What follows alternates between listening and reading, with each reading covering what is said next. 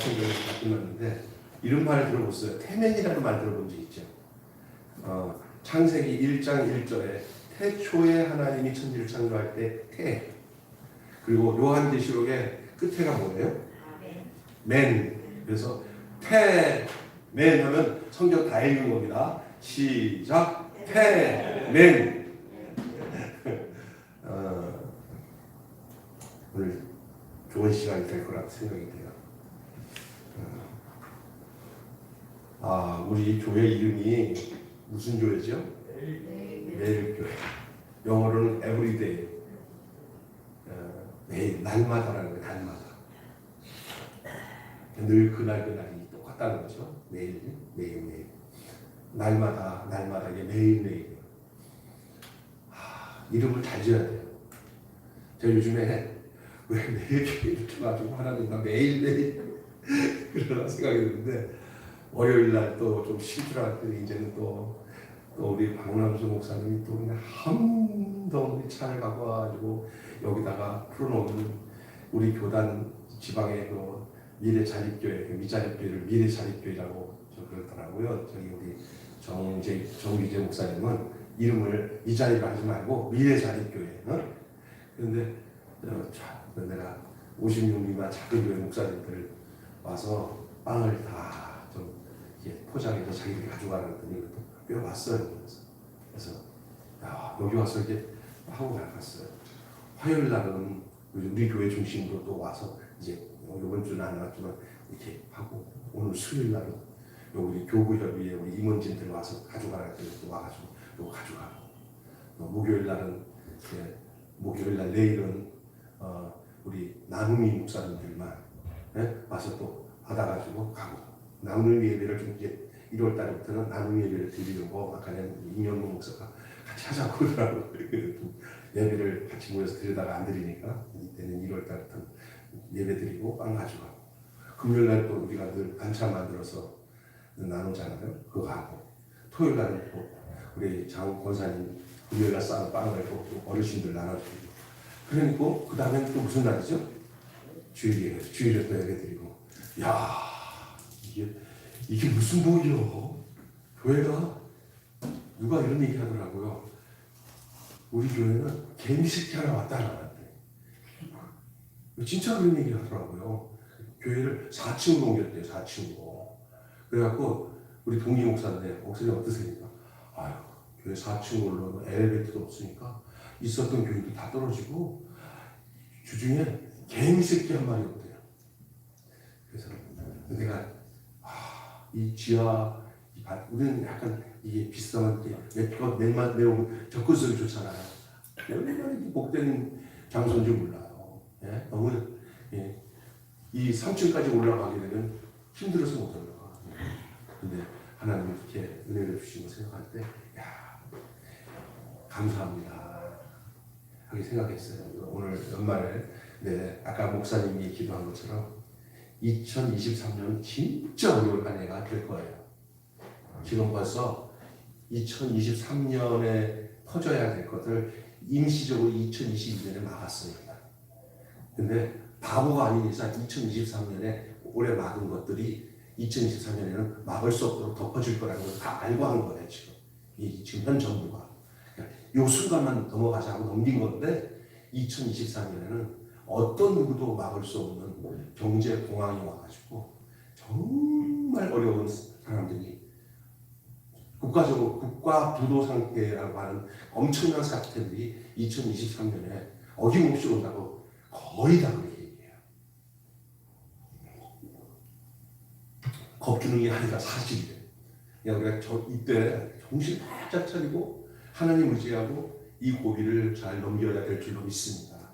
나라를 위해서 기도할 뿐만 아니라 자기 신앙 안에서도 이 생존권 가지고 거기에 시험들지 않도록 하나님이 나를 보호하지 않으면 살 수 없습니다 라고 기도하면서, 교회도 그렇고, 그러면서 우리는 위기가 기회는 기회예요. 이럴 때 하나님은 수많은 영혼들을 구원할 수 있는 기회를 주시는 줄 믿습니다. 그게 마지막 추수 때예요. 가을 추수 때예요. 이게 이거 끝나면요, 먼저 어디서 없어요. 보리 추수 때가 있고 마지막 추수 때가 있는데, 이게 이제 추수 때가 될 거예요. 신앙생활은요, 넉넉하고 배부를 때는 신앙이 온전하지 못해요. 어려워야 교회 찾아요. 힘들어야 교회 찾아요. 망해야 하나님 만나요. 있습니까? 절대 이 세상적으로 잘 되면 하나님 돌아올 것 같죠? 이 세상에서 얻어먹어서 오는 복은요, 하나님 절대 안 갑니다. 그냥 우장창창 망해가지고 내 손 하나님이 잡지 않으면 나 살 수 없습니다. 그래야 하나님 만나요. 있습니까? 그렇게 해서 만나서 어떤 일이 역사냐면 대추수의 역사가 하나님이 선택한 사람들은 다 구원받고, 오늘 본문 말씀을 보면은요, 굉장히 무서운 얘기이면서도 악한 사람은 악한 대로 살게 하고 의로운 사람은 더 의롭고 거룩한 사람은 거룩하게 하라는 거예요. 그러니까 어떤 일이 생기냐면요, 세상이 마지막 되면은 악한 사람 더 악해져요. 그리고요, 경건한 사람 더 경건해져요. 진짜 그래요, 진짜. 저렇게 드러나면 할 정도로 경건해요. 더 애써요. 성령이 더 충만하게 살아요. 그런데 여기서 벗어나서 세상에 딱 걸쳐서 마귀에게 붙들면요, 막판에라면 진짜 정신없습니다. 지금 나라를 다스린다고 하는 이 위정자들이 보면은요, 아주 귀신에게 팍 찔러가지고 해하는데, 정말 어떻게 할 수가 없어요. 그냥 하나님 앞에.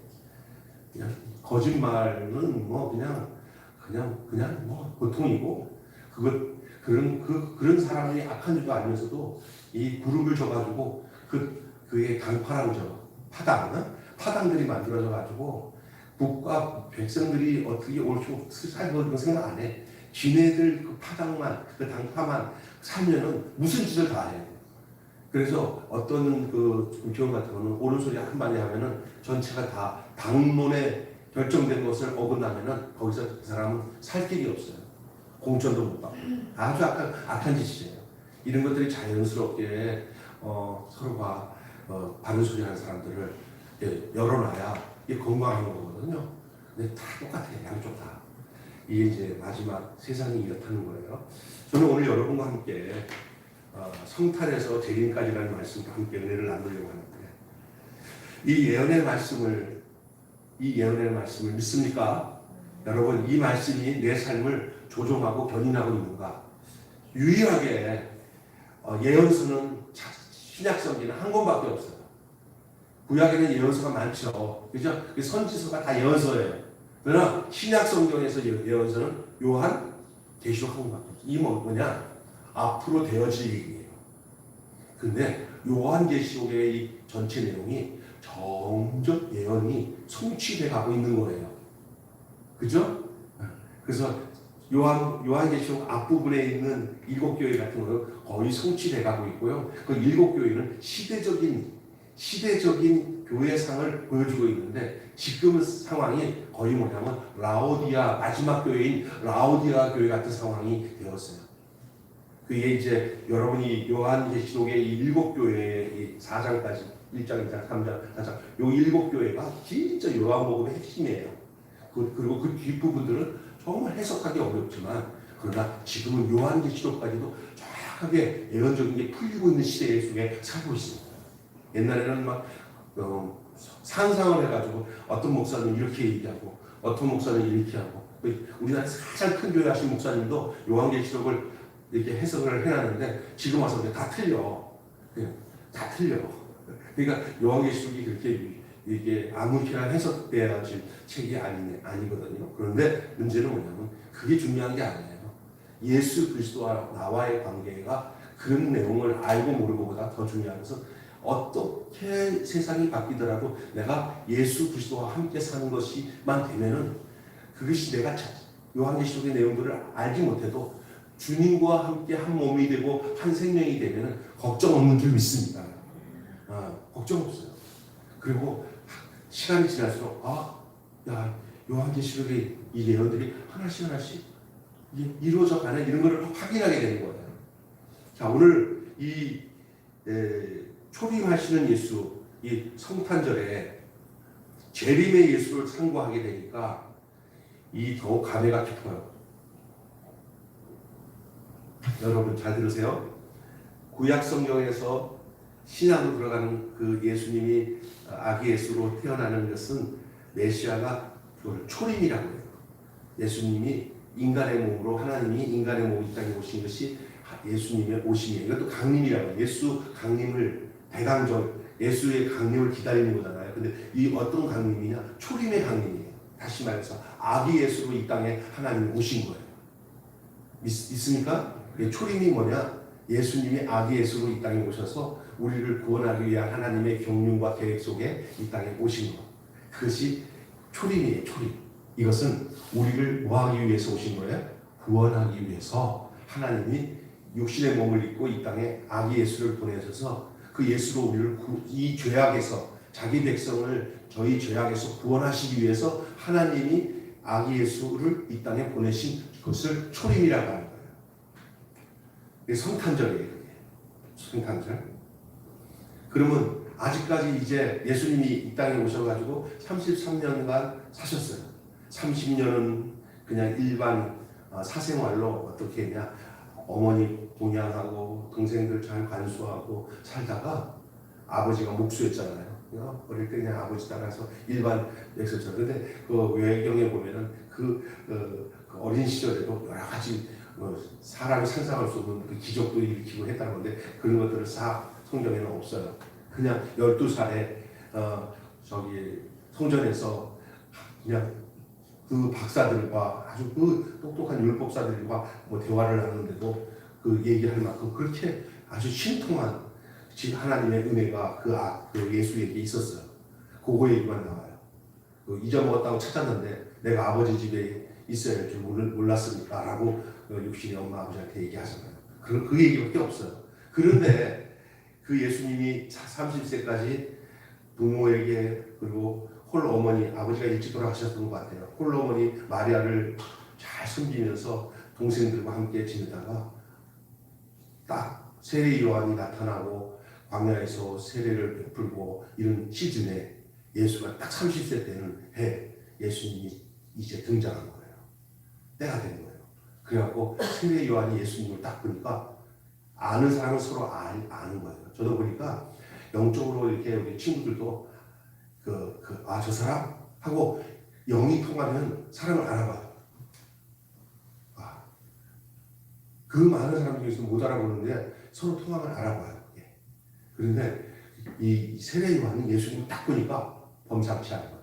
하나님이 주신 마음에 아이고 저 사람이 하나님의 어린 양이구나. 세상 죄를 지고 가는 하나님의 어린 양이라고 세례 요한이 예수를 딱 지적하잖아요. 예수님 그때부터 세례 요한에게 가서 세례를 받으니까 세례 요한이 안 됩니다. 안다. 이것이 하나님의 의를 이루는 것이다.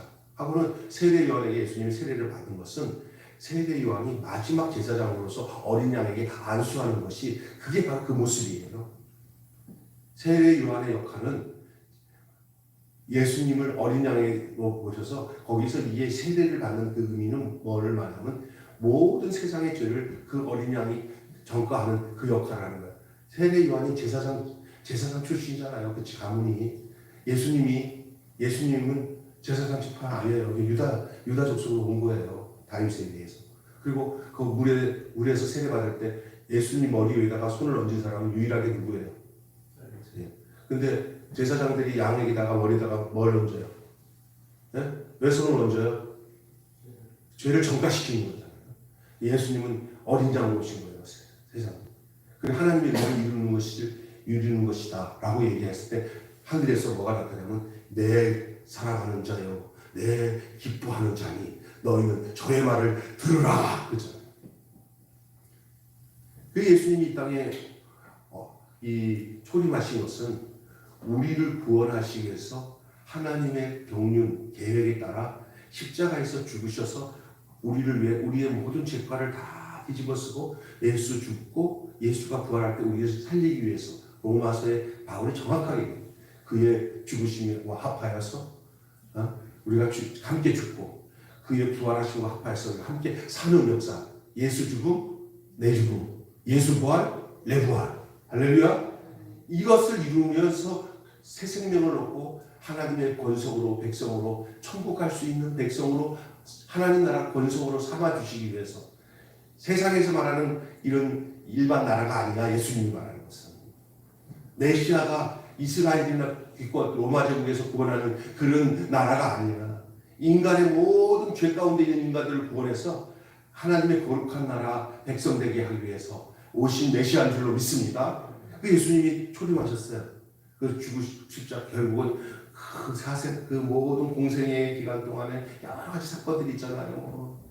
전도도 하시고 기도도 하시고 또 오병이어로 먹이기도 하시고 귀신도 쫓아내시고 또한 산상수훈도 전하시고 뭐 여러 가지 그 말씀들이 있잖아요. 그런데 결국 그거를 지나서 하나님은 그 예수님을 뭘로 이끄시냐면 골고다 산상에서 죽는 데까지 내모시잖아요. 예수님은 죽으러 오셨다고요. 사실은 그 모든 것을 다 이루시고 그 과정을 다 통과하신 다음에 결국 하나님은 예수를 어린 양처럼 죽게 하셨어요. 그의 죽음은 그냥 죽는 죽음이 아니에요. 우리 죄를 해결하기 위한 하나님의 방법이에요.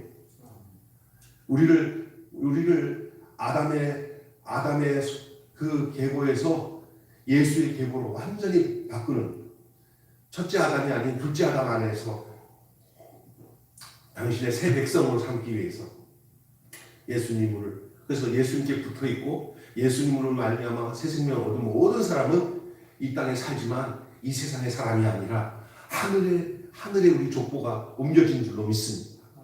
이게 이 땅에서 사는 게 아니에요. 그냥 다 그렇잖아요. 근데 사람들이 아이 너 뭐냐 살다 죽으면 되지 뭐 이렇게 살면 그 사람이 예수 안 믿을 마음 먹고 사는 사람이거든요. 근데 우리는 초림하신 예수님을 맞아들였어. 그 예수님이 이 땅에 오셨는데 근데 성경은 분명히 예수님이 다시 온다고 했어요. 다시 한번 재림. 네, 재림. 우리 성결교 교단이 일본에게 의해서 교단이 폐쇄되는 교단이에요. 그래서 한동안 한 10년, 20년 동안은 교단이 없어져서 목사님들이 교회를 잃고 낙향을 하고 어디 산에 나오면 움막에 숨어서 그냥 꺼져가는 등불처럼 살던 교단이 목사들이 교회를 다 잃어버렸어요. 일본 순사들이 다 교회 못하게 막아갖고 우리 성결교단이 굉장히 강한 교단이에요. 깨끗하게 살겠다고 아주 발버둥 치는 교단이 성결교단이에요. 그래가지고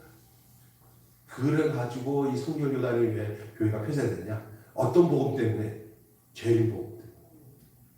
이 재림이 일본에 가지고 있는 이 일본 천황의 내용과 아주 이게 반대가 되는 복음이에요. 그리고 신사참배를 아주 극도로 반대하고 거절했던 사람들이 성결교단에 갔고 고신교단에 많아요. 그러니까 뭐 교회에서 쫓겨나고 성도들 다 흩어지고 그래갖고 바트르냐 일고 하다가 이제 해방이 되어갖고 이제 다시 교회가 다시 시작되어져서 그래서 곳곳에 돌아다니면서 복음을 전한 목사들이 있었어요. 대표적인 사람이 이성봉 목사예요. 이성봉 목사. 그 이성봉 목사 부흥에 은혜 받은 사람이 조용기 목사, 취사식 목사예요. 이성봉, 그 다음에 또 김웅정 목사. 김웅정 목사가 우리 스승인데 그 젊었을 때 김웅정 목사 젊었을 때 두 사람이 찾아왔대요. 그러니까 장모와 사위래요. 그래서 우리 학교 들어왔는데 그 김웅정 목사의 약점이 뭐냐? 방언을 못해요. 방언을 못하는데 두 사람이 와갖고 김웅정 목사가 너희들 방언하니까 우리는 방언 안 할 수 없습니다. 그랬더니 우리는 방언 못하게 하니까 너 어떻게 하니까. 그래서 여기 못 있겠구나 하고 갔어요. 그때 최사식 목사랑 조영희 목사 붙었으면 지금 순복음교회가 아니라 순복음이 아니라 여기도 성결교회가 됐을 거예요 아마. 순복음이 아니라 그 얘기를 하더라고요. 그 목사님들이. 그래서 방언 문제로 학교 문턱까지 왔다가 그냥 가고 미국의 그 순복음 하나님 성회라고 하는 거기 계통에 있는 선교사요. 외국 선교사랑 조인이 돼가지고 영어를 잘하니까 그래서 이렇게 크다는 교회를 이뤘다 그런 얘기를 하더라고요. 하여간 여러분 지금 이제 제가 왜 얘기하냐면 재림이라는 것은요 다가올 것이잖아요. 다가올 것. 우리 다시 오마 예수님이 내가 다시 오마. 내가 다시 오마. 다시 온다는 거예요. 그러면 초림할 때는 아기 예수로 와가지고 십자가 죽으러 오셨면 구원을 다 이루시고 이제 믿는 사람 안 믿는 사람이 이제 이 땅에서 갈려지잖아요. 그러면 예수를 생각하면서 믿음 생활 잘하면서 세상의 유혹에 물들지 않고 깨끗하게 살겠다고 하나님 앞에서 늘 성령의 도움을 받고 그냥 힘들어도 주님 밖에 없습니다 하고 살았던 사람들은 다시 오실 예수님 오면 기쁘겠어 안 기쁘겠어? 네? 아유 언제 신랑 되신 예수님이 언제 오시나 하고 그 간절함 가지고 사모하며 사는데 예수님이 오신다고 하는데 별로 기분이 안 좋고 왜 이렇게 일찍 오고만 난리야 살만한 세상 속에서 하고 그래서 짝짝대고 예수 신랑이 아니라 딴 것을 신랑 담은 사람들은 예수 오면은 별로 좋아하지 않아요. 재림은 예수님에 대한 재림의 내 마음가짐이 내가 성결하는가 아니면 내가 세상을 살아가는 건가를 분별할 수 있는 시금석이에요. 있습니까?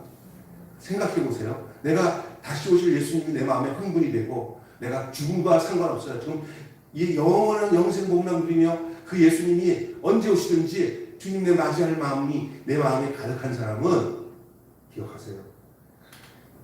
이 땅에서 살아도 어떤 일이 당해도 예수 만나는 그 재림적인 신앙을 가지고 있으면 네? 세상 욕심 안 가져요. 이런 얘기하면 여러분 오해하지 마세요. 헌금 교인들한테 헌금 많이 내라고 자꾸만 그 마음이 세상에 꿀떡꿀떡 욕심 많은 사람한테 하나님 헌금 내라 복 받아 이런 소리 하면은 그 시험 들고 헌금도 안 해요. 그런데 뭐 하면 헌금을 제대로 하고 기쁨을 하는지 아세요? 우리 주님 오시면 하는 게 이게 실제가 되면요 세상 것들이 쌓아놓은 것들이 예? 별 의미 없다는 생각을 갖게 되는 거예요. 그렇잖아요. 까짓 거 이거 얼마 있으면 가는데 이런 생각하면은 야 웃기는 게 많아요. 돈 똑 들어가지고 돈이 많은 사람일수록 더 인색해요. 왜냐하면 그게 힘인 줄 알아. 예수가 힘이 아니라 다시 오실 주님 앞에 설 날에 대한 사모하는 마음보다 이 세상에서 내가 이렇게 쌓아놓은 것들이 더 애착이 된 사람들은 그게 예수님의 재림과는 전혀 상관없는 마음이 그 바탕에 깔려있게 돼 있어요. 지금 거의 한국교회 강단에 다시 오실 예수님에 대한 재림의 메시지가 다 죽었어요. 현실을 잘 살자. 여러분 그날의 사실 주님 내가 다시 오마 하신 예수님 인자가 다시 오리라. 성경에 분명히 약속하고 있어요. 다시 오는 게 두 가지 방향으로 옵니다. 주님이 우리에게 오기도 하지만 우리가 주님께 가는 거예요. 주님이 초청해요. 오라. 주님께 초청받은 자만 주님께 가는 줄로 믿습니다. 또 주님이 오리니 당신이 온다는 거예요. 이 온다는 이 용어가 굉장히 중요한 거예요. 좀 이따 얘기하겠습니다. 그래서 오늘 세 마디로 이 말씀, 이 긴 말씀을 제가 좀 간단하게 정리하고 싶은데 그게 뭐냐? 자, 요한계시록의 이 내용들은 이 성경 전체 결론입니다. 결국 결론. 오늘 읽은 말씀이 결론이에요. 사람이 얘기하다 보면 결론이에요. 결론만 얘기해. 이 말은 뭐냐? 제일 중요한 게 뭐죠? 결론이에요. 결론.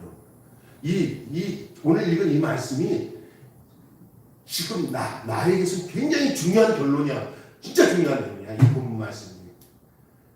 지금도 잘하고 있지만 이게 결론이 이렇게만 되면은 사는 거야.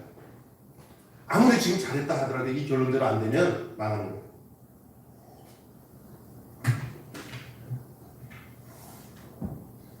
속히 되어질 일들 1장 1절 그 다음에 22장 6절도 속히 되어질 일들 이런 얘기하고 있어요. 이거 다 들었고 보았다.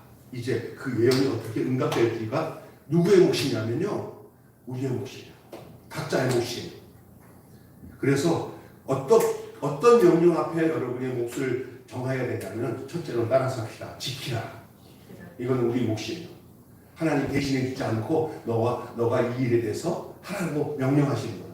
지켜야 되는데 오늘 본문 말씀 7절, 9절 한번 읽어볼까요? 7절 한번 읽어보세요. 시작.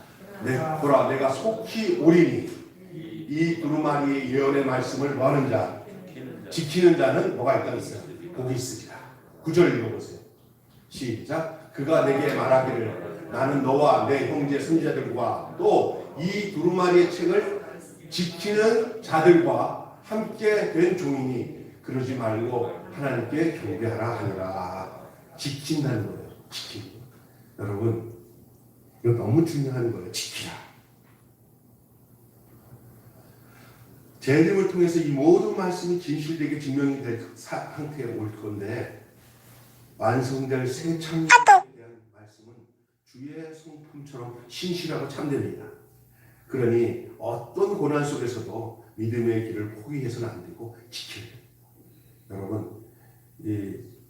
여러분 다른 거 다 빼앗겨도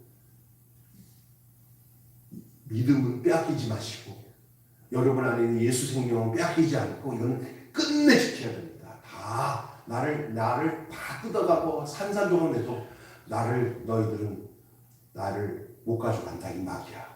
나는 네가 다 뜯고 다 뜯겨서 나는 내가 죄가 되더라도 내 영혼은 주님 안에 있다. 이렇게 가야 되는 거예요. 믿습니까? 조금만 뭐 하면은 그냥 에휴 나 예수 안 믿을래. 뭐 지켜 그거는 그냥 주는 거예요 그냥. 그래서 여러분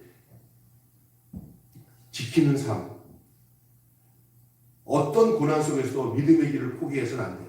속히 오시니까 삶이 되고 절대로 미루지 아니하는 내가 이것을 지키기 이거를 어떤 말로 얘기하면 보수라고 해요. 보수가 뭐예요? 지키는 거예요.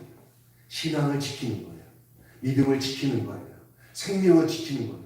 내 안에 예수님을 지키는 거예요. 그것은 어떤 것이 들어와도 이거는 빼앗겨서는 안 돼요. 순교자들이 다 그렇게 살았어요. 너 예수 믿을래 안 믿을래? 안 믿으면 내가 이거 다 너한테 하라게. 너 교회 다니면 너가 나라에서 받는 것 다 없어. 너 굶어 죽을지도 모르는데 그거 교회 다니지 않는다고 조금만 되면 내가 너에게 다 줄게. 생활비도 다 주고 나라에서 주고 다 준다. 교회 다니는 거 있는 사람들은 안 줘. 그러면 당장에 우리 교회는 죽을까봐 그 나라에서 있는 보조금을 딱 끊어버리면 교회 안 나올 사람들 많아. 그때도 주님 지금까지 내가 살았는데 내가 왜 못 살겠습니까? 다 하나님이 내 생명 얼마 산다고. 그 옛날에 폴리캅이라고 하는 사람이 있었어요. 요한의 제자, 네? 교부시대 폴리캅이라는 사람이 80이 한참 넘은 사람인데 너무나 그 사람이 고고하고 믿음이 좋은데 로마의 군인이 폴리캅을 살리고 싶어서 예수님 모른다고 말해요. 내가 어르신을 내가 꼭 살리고 싶어서 그러니까 예수님 모른다고 말해요.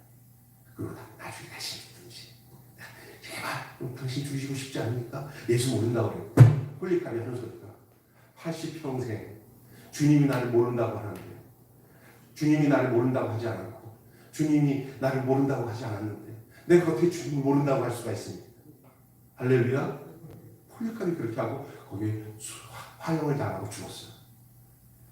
89세 먹은 사람이 그냥 죽을 수도 있겠지라고 생각하지만 100세가 돼도요 스스로 죽기 전에는 자기가 불태워서 죽는 거 다 감당 안 해. 그냥 하루라도 더 살기 위해서 하루라도 더 살기 위해서 인간적으로 가게 되는 게 인간인데 폴리캅이 그렇게 살 수 있었던 것은 뭐냐면요 영생이신 예수 그리스도만 있었기 때문에.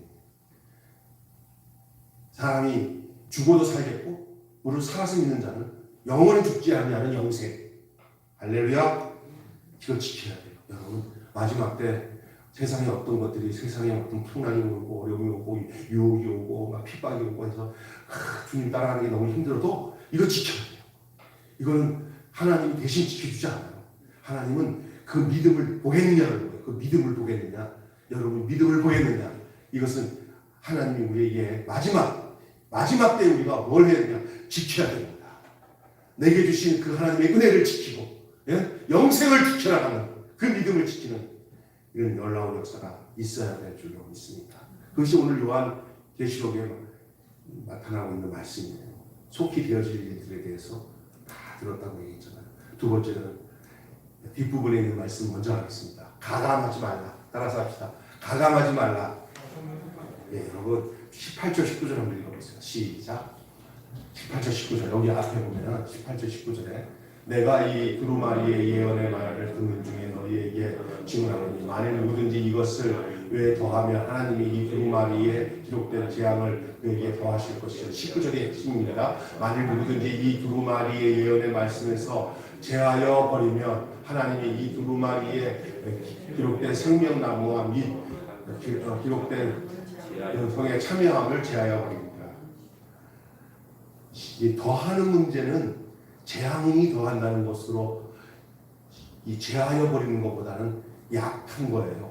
제하여 버린다는 것은 너무 무서운 거예요. 그래서 이 가감하는 거, 제하여 버리는 거, 이건 무서운 거예요. 더하는 것들도 굉장히 위험한 행태지만 제하여 버리는 것은 하나님 말씀을 제해서 이 말은 뭐냐? 자기의 구미에 맞는 말씀만 받아들이고 그 말씀은 싫어. 안 받기 싫어 하면서 제하여 버리면 그 사람을 하나님 제하여 버린다는 거예요. 그러니까 여러분 말씀을 가감하지 마시고요. 쓴 말씀도 받아들여야 돼요. 하나님의 야단치는 말씀도 받아들여야 돼요. 그게 더 내게 영적인 보약이에요. 창조주의 말씀을 왜곡하면서 인간은 타락했어요. 추락했어요. 누구야? 하와가 반드시 죽으리라 했는데 하와가 뭐라 하냐면 죽을까 하노라 했어요. 하나님은 정령 죽으리라. 반드시 죽으리라. 그걸 따먹으면 그랬어요. 그런데 하와는 죽을까 하노라. 죽을까는 뭐야? 죽을지도 모르고 안 죽을지도 모른다. 하나님 말씀 아니에요. 자기가 만든 말이에요. 하나님 말씀을 반드시란 말을 없애버리고요. 죽을까로 바꿨어요. 결국 그 유혹에 바로 넘어갑니다. 사탄이 와 말씀이 확실하지 않구나. 요 틈새로 들어가구나. 그래서 사탄을 따먹는 거예요. 여러분 말씀이 분명해야 유혹을 이길 수 있는 줄로 믿습니다. 그래서 가감하지 마십시오. 마지막 날도 마찬가지입니다. 하나님 말씀을 가감한 사람들에게 있어서 가야 할 곳은 하나님이 계신 곳이 아니에요. 그래서 여러분 말씀을 의심하거나 변질시키지 마시기 바랍니다. 말씀을 그대로 받으시기를 주님의 이름으로 축원합니다. 성경 묵상을 또 하나님 말씀을 듣는 그런 자세와 마음 상태에 따라 하나님의 말씀을 들을 수가 있기 때문에 무엇보다도 여러분의 마음을 잘 지켜야 될 줄로 믿습니다. 여러분 듣고 안 듣고가 문제가 아니라 듣는 자의 마음이 더 중요합니다. 이런 얘기 들어봤죠? 여러분이 이렇게 말씀을 들을 때 마음이 좋지 않아. 그러면 그날 아무리 목사님이 막 다른 사람 은혜가 나타나는 나는 그날 은혜 못 받아. 왜 그러냐? 마음 상태가 엉망이거든. 마음 상태가 엉망이면 하나님 말씀도 내게 제대로 안 들어와. 그리고 정말 마귀가 그 가로막아요. 여러분 그래서 늘 교회 와서 늘 마음가짐이 좋아야 그 밭이 그 좋은 밭에 그 씨가 떨어져서 100배, 60배, 30배의 열매를 맺게 되는 것은 그건 당연한 일이에요. 오케이 말이. 그 다음에 마음 상태에 따라 말씀을 들을 수가 있으니까 무엇보다도 마음을 잘 지켜야 됩니다. 마지막에 중요한 얘기가 오라라는 말이 나오잖아요. 그러니까 오림이 하는 것은 주님이 우리에게 오는 것이잖아요. 오림이. 그래서 주님이 또 어떻게 얘기하면 너희를 오라 그랬어요. 오라. 서로가 오고야. 우리도 주님이 오셔야 되고 주님도 우리에게 오라고 했어요. 그래서 7절, 12절, 17절, 20절 연곡포함 한번 보겠습니다. 7절 다시 한번 보세요. 이 요한계시록 보면 이 동사들을 잘 봐야 돼요. 그러면 뭔가 팍 풀려. 7절 시작. 오라 내가 속히 오리니 이 두루마기 예언의 말씀을 지키는 자는 복이 있으리라. 여기서 온다고 하신 분은 누구예요? 우리에게 오시는 분이 누구예요? 예수님이에요. 예수님 내가 속히 온다. 자, 이거는 우리에게 오시는 주님이에요. 오라 부른 거다. 근데 그게 오시는 주님이 우리에게 뭐라고 얘기하는지 또 좀 이따 볼게요. 12절 보세요. 12절. 자, 12절에도 오라 보라 내가 속히 오리니. 이건 누구예요? 예수님이 우리에게 속히 오신다는 거예요. 네, 그 다음에 자 17절 보세요. 자, 17절 보세요. 17절에 성령과 신부가, 신부는 교회예요. 교회. 그러니까 무슨 일인지 아시겠죠? 신부된 교회. 자, 성령과 신부가 말씀하기를 뭐라 그래서 오라 하시는구나. 누가 지금 오라고 요청하는 거예요? 성령님이. 그죠? 그 신부들은 하늘 교회예요. 하늘 교회. 새 예루살렘. 예? 오라 하시는구나. 그런데 뭐라 그래요? 듣는 자도 오라 할 것이요. 목마른 자도 올 것이요. 또 원하는 자는 값없이 생명수를 받으라 하시더라. 이 오라라는 말이 굉장히 중요한 말입니다. 이거는 뭐냐? 20절 한번 보세요. 20절. 자, 시작. 이것들을 지원하는 이가 이르시되 내가 진실로 속히 오리라 하시거늘. 아멘. 주 예수여 어서 오시옵소서. 이걸 뭐라고 하냐면 따라서 합시다. 마라나타. 아멘. 주 예수여 오시옵소서가 무슨 말이라고요? 마라나타. 마라나타. 마라나타. 아멘. 주 예수여 오시옵소서. 그러잖아요. 네? 마라나타. 오라. 오시옵소서. 주님, 우리에게서 주님은 늘 오셔야 될 분이고, 성령과 신부와 또 우리 주님은 우리를 향해서 오라 초청하십니다. 이게 중요한 거예요. 종말의 메시지에는 초청으로 종결되고 있다는 거예요. 초청. 결국은 오라고 하는 것에 초청에 응하지 않으면 뭐가 되냐면 바깥 그늘에 주님의 초청을 거절하는 사람들은 어떤 사람들이냐고요? 주님 앞에 갈 수 없는 자들이에요. 그래서 성경에 보면은 잔치집에 초대를 받았는데 갔더니 예복을 입지 않고 그러더니 너 왜 안 들어왔냐 그랬더니 유구무원하잖아. 유구무원. 어? 그 얘기가 이거 정확하게 천국 이 마지막 얘기들을 예수님은 이미 말씀하고 있었던 내용이에요. 그게 장차 이루어질 우리들의 상태를 지금 이거는요. 여러분 언제 어느 순간에 어떤 순간에 지금 이 요한계시록 얘기가 이게 우리의 마지막 주님의 심판 때 마지막 때가 될 줄 몰라요. 그런데 여러분 오고 가고 문제는 주님이 오시는 것은 책임이고 우리의 마지막 때는 우리의 죽음이 책임이에요. 믿습니까? 주님이 오시기도 하지만 내가 가는 것도 주님 앞에 오라고 하시는 것에 초청에 응한 거기 때문에 우리의 육신이 끝날 때 오라고 하신 주님 곁에 그 초청에 응하여서 그 자리에 있기를 주님의 이름으로 축원합니다. 아, 정말 중요한 말씀입니다. 그래서 복음은 하나님의 나라에 대한 선언이자 자격을 묻지도 않고 대가를 바라지도 않는 초청이에요. 그래서 로마서에 내가 종일 손을 벌려놓으라는 것은 뭐예요? 오라는 거예요. 예? 종일 손을 벌려. 주님은 어느 한 사람도 멸망하기를 원하지 않아요. 어떤 사람은 하나님이 나를 버렸다고 그러지 절대 하나님 버리지 않아요. 하나님은 손을 벌리고 기다리고 있어요. 한 사람이 더 회개하고 예수 믿고 돌아오기를 하나님이 기다리고 계셔요. 이거 진짜 중요한 거예요. 믿지 않느냐는 건 자기 잘못이야. 하나님은 예수까지 보내셔서 십자가에 죽기까지 해놓고는 니들 이제 내가 할 거 다 했다. 내 아들 예수 믿고 돌아오기만 하면 내가 너희들 다 받아주겠다. 죄 씻음 받고 회개하고 돌아와라 하고 종일 손을 벌려놓으라. 이게 요한계시록의 마지막 성경 마지막의 에필로그의 마지막 결론이에요. 주님의 초청을 기억하면서 언제 어느 순간에 주님이 오셔도 나는 그래서 교회 나온 것은 주님의 초청에 응하는 훈련이에요. 아멘. 우리 선호 형제 얘기했지만 교회를 몸이 안 좋아가지고 안 가려고 하니까 자기가 영적으로 안 가. 내가 이거 안 가면 여기서 주저앉게 마귀가 역사하는구나 이런 생각이 막 들어가지고 그냥 아픈 몸 가지고 교회 왔다가 갈 때는 별로 안 아프더라고. 이상하지요? 하나님이 역사하시는 거 아는 거예요. 그 영적으로 굉장한 거예요. 이 주님 곁으로 주님의 초청을 그래서 여러분 이 주를 지키는 것이 천국 가는 연습이에요. 아멘. 왜 주일 예배드려서 왜 주일날 또 성도들 모이지 않는가 뭐냐?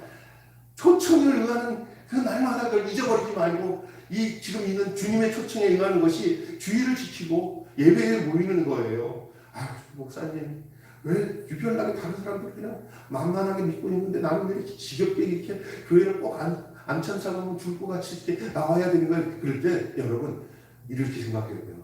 다른 것들은 위험하다. 너는 안 위험하지 그래. 다른 사람들 보지 마세요. 믿습니까?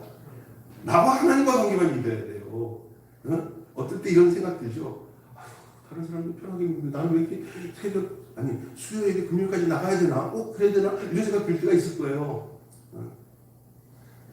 어떤 내 친구 후배 목사가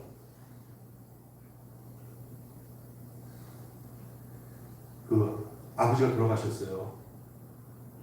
그래가지고 아버지가 돌아가셨는데 그 가까이 장례식을 치르는데 교회 성도들 조금 모이죠. 근데 문자를 보내가지고 오늘은 우리 아버지 장례식이라 주일을 쉽니다 하고 문자를 다 보냈대요.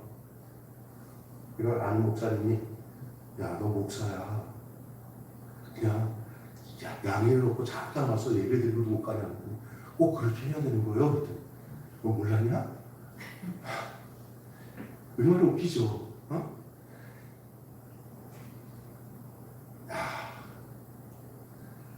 그거 율법 아니에요? 야, 율법을 여기다 삼냐? 그거 안 율법의 계명에 오면 볼 게 아니야. 이거는 너와 연결된 용언들이 얼마나 많은데, 그러면 너가 양해를 얻고 이과 예배를 좀 늦추고 할 수 있잖아. 목사님 왜 안 해? 했어? 아니 그쪽에 하는 대로 순종하고 성도들에게 연락하면은 나 이번 주는 오지 마세요. 그러면 될 줄 알았다는 거야. 미쳤다, 미쳤어. 이게 현실이에요. 제대로 된 일반 성도만도 못한 행동을 하고 있는 거잖아요. 야,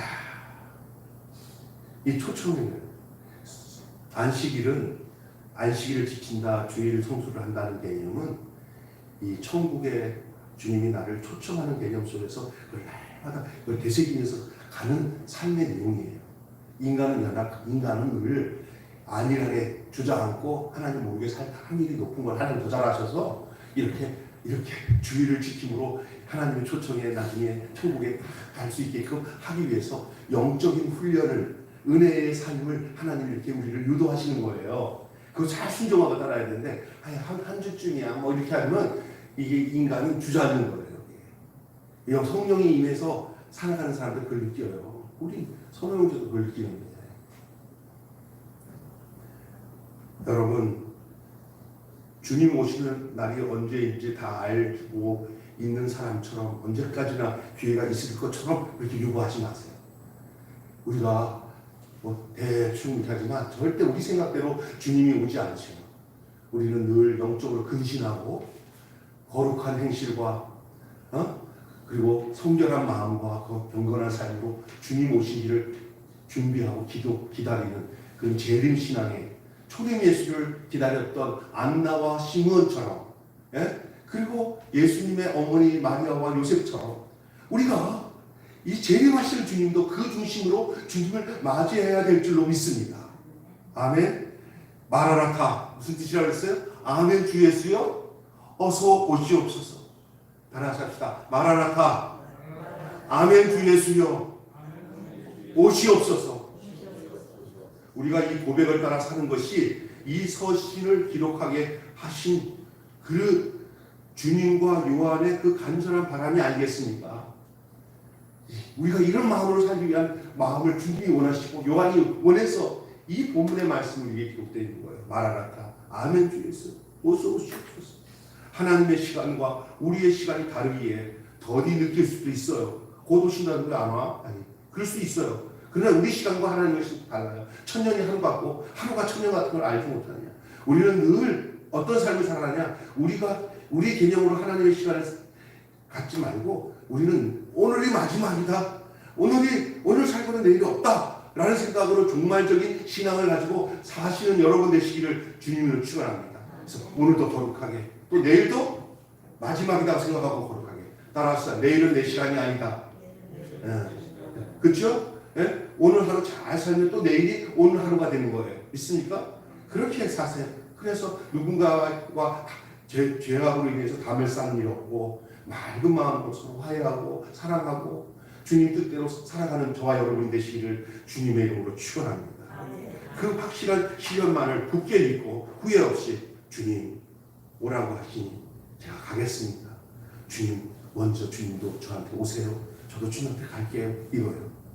주님 오세요. 저도 갈게요. 주님은 우리가 오라고 안 해도 오리라 그랬어요. 오리라. 속히 오리라. 여러분 지금은 성령님이 우리에게 날마다 수시로 때마다 오셔서 볼지어다 내가 문 밖에서 두드리는 누구든지 내 음성을 듣고 문을 열면 내가 그에게 들어가 그와 더불어 먹고 그는 나와 더불어 먹으리라. 주님은 날마다 우리를 두드리면서 오늘도 만나자 하고 문을 두드려요. 근데 참 기억한 것은 주님이 문을 두드리고 우리에게 찾아오실 때마다 마음을 열고 주님을 맞이하세요. 아멘. 주님 오늘 바빠요. 주님 만날 여유 없어요. 이러지 마세요. 주님은 함부로 열지 않으세요. 내게 문을 두드리면서 야 병수야 내가 왔다. 아이고 주님이시네. 또 왔어요. 귀찮아요. 이러면 안 돼요. 주님 찾아오셨네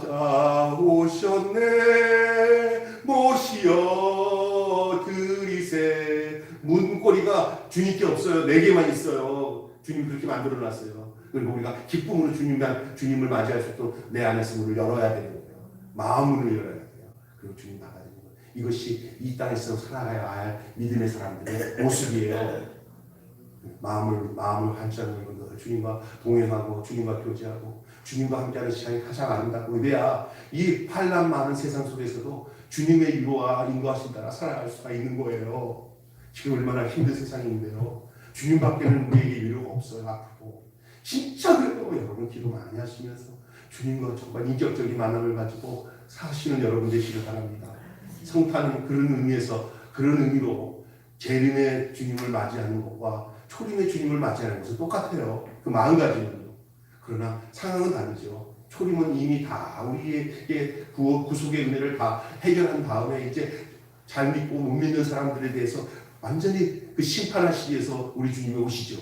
그때 여러분 심판을 받을 만한 사람으로 살지 마시고 주님을 각수오대 기다리고 사모하며 주님의 재림을 기다렸던 그 안나와 시몬처럼 여러분 주님을 그렇게 맞이할 수 있는 여러분 되시면 100점입니다. 100점.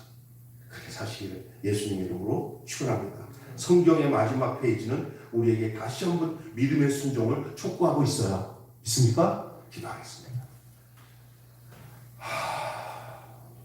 성탄에서 재림까지의 내용을 오늘 함께 말씀으로 나눴습니다. 주님 그렇습니다. 성경의 이 마지막 페이지 요한계시록의 말씀은 바로 우리에게 다시 한번 믿음의 순종을 촉구하고 있는 말씀인 줄로 믿습니다.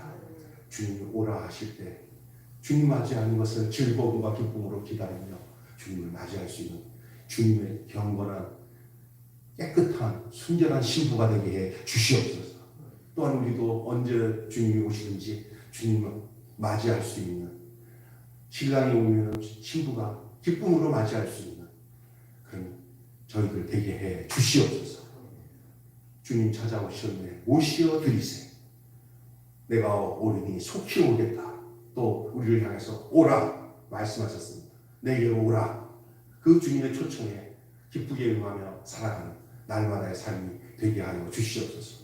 교회에 오는 모든 이런 신앙의 삶에 이렇게 주님이 우리에게 오시기도 하고 우리가 주님의 초청에 또 응하여 주님께 가기도 하고 오고 오리라 오라 오리라 오라 하는 이런 날마다의 삶의 내용을 통해서 우리가 점점점 나중에 결론적으로 주님을 맞이하고 저 영생 공양 누리며 우리 육신의 때를 다 끝나는 날 저 천국에서 주님과 영생 공락을 누릴 것을 소망하며 이 땅에서 깨끗하고 경건한 주님의 신부로 살아갈 수 있는 저희들 되게 해 주시옵소서. 우리도 예수님의 이름으로 기도하옵나이다. 아멘. 주님 기도로 함께